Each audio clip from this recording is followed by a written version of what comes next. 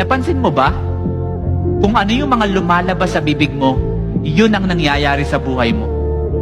Pag lagi mong sinasabi wala kang pag-asa, wala ka talagang pag-asa.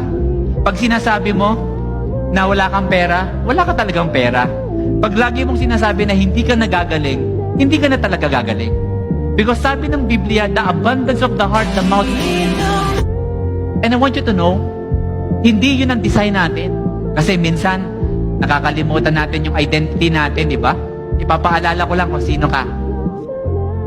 Anak ka ng Panginoon at malaki ang plano niya sa'yo. At ang gusto niya ay ikaw ay lumaban. So I want to pray for you as I end. Sa mga tao dito na feeling mo lagi you are defeated or feeling mo na parang wala kang pag-asa sa buhay, I want you to know, nagkamali ka man minsan, that is not your identity.